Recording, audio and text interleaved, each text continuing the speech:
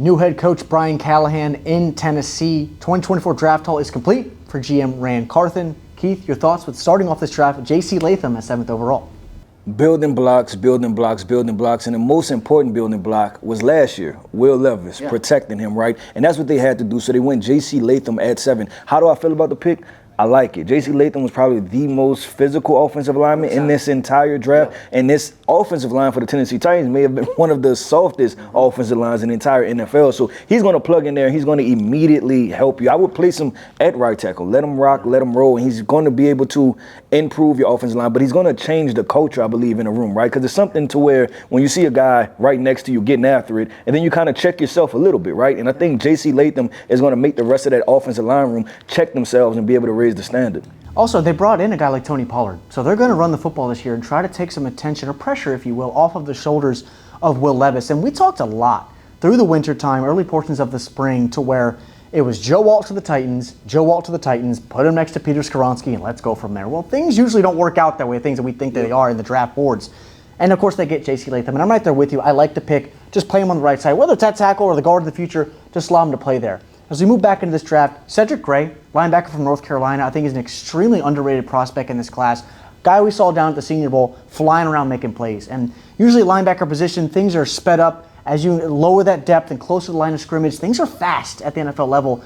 I love that he trusts his eyes. I love the hips in coverage. I love his length, ability to play over the middle of the field and shut off those tight ends up the seam. Your thoughts on Cedric Gray from North Carolina? Yeah, I like the player, right, but I also like the fact that they made an emphasis to go in and grab a linebacker. Too many times we're seeing in the NFL is that what they want to do is just grab an athlete and just let them play linebacker. Yeah. But linebacker is such an instinctual position that you just can't do that. You can't plug a safety who's gained 10 pounds and now he's 235 and tell him to man the middle of your defense. So if the Tennessee Titans, right, and you talk about this defensive front with Simmons, right, with Jeffrey Simmons up there, if they want to become a really formidable front, if they want to become one of the best in the entire NFL, you had to address that linebacker position, and they did exactly that. Speaking of guys up front, they added Tandre Sweat from Texas, an extremely physical player. Look, he's a big boy as far as getting stronger. Conditioning is going to be important for Tandre Sweat early portions of his career.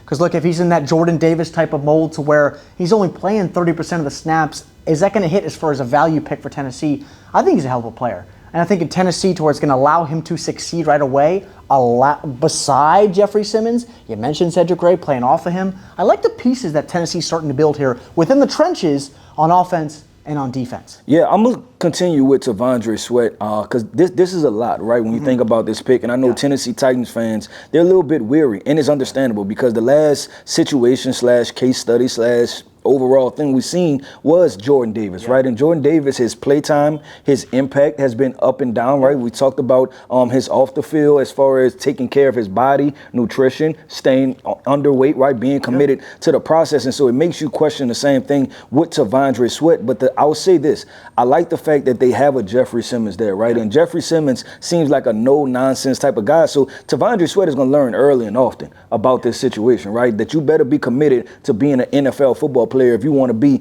in his locker room. He's not going anywhere. They paid him the big bucks already. So guess what? If it's Tandre Sweat or Jeffrey Simmons, it's going to be Jeffrey Simmons in that locker room. So that's why I'm a little bit more comfortable with that situation. On the opposite side of the ball, the main addition to JaQuan Jackson, wide receiver from Tulane. I think he's going to be a piece that you can move inside and out. Maybe fell down a little bit more, or it's day 3 guy that we thought maybe was going to go late day 2 as far as when we saw before the Senior Bowl down there in Mobile. I like the JaQuan Jackson pick, specifically punt return value, kick return value, and again, expanding a playbook. He's not going to be a wide receiver 1, 2, or 3 for Will Levis in this offense, but expanding a playbook I think is the biggest thing for JaQuan Jackson. Tennessee, Brian Callahan, they are going to sling the ball around with Will Levis. Expect that 100% this year, even though they did bring in Tony Pollard. Yeah, I'm right there with you. And you think about special teams, we have to forget there are going to be brand new rules in 2024, right? And so a guy like JaQuan Jackson, who in my opinion, he's one of the better special teams guys. I think about Darius Davis a couple years ago out of TCU. I think he has that same type of mold, but I think he can also be your wide receiver 4.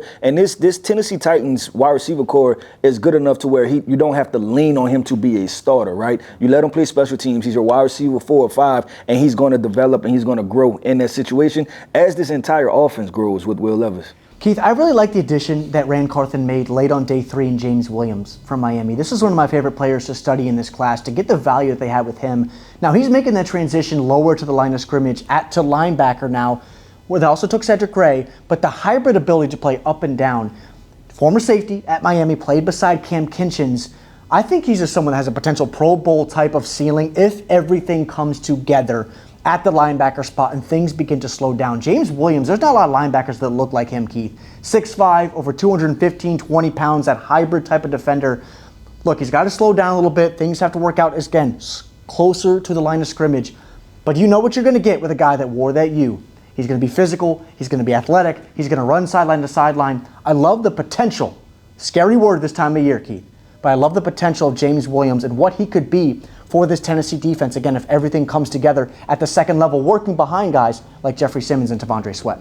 Yeah, it's simple. The draft process was not kind to James Williams, right? But if you cut on the film and you watch the film at University of Miami, this was a very productive football player. And there's a reason why coming into the draft process, he was a top 100 prospect. Now, listen, is his strong suit playing in the slot, playing man-to-man and things of that nature? No, but I think he's a football player. So if you have the Tennessee Titans, they decide to put him in situations where he can play zone, work downhill, come down, blow people up. Yeah. I think you have a really good football player. And I think his impact is going to be much greater than what the draft community would lead it to be, because of he kind of exposed the worst parts of his game. But I don't think that's what's going to happen. It's 11-on-11 football, right? We're talking about playing in between those white lines, and I trust James Williams playing football. Absolutely. So, Keith, we look at this overall draft class, starting off with J.C. Latham, added some defensive talent in Cedric Gray, Tandre Sweat. We talked about a guy like James Williams, and of course JaQuan Jackson on the offensive side of the ball, the versatile offensive piece. Your overall grade for the Tennessee Titans here in 2024?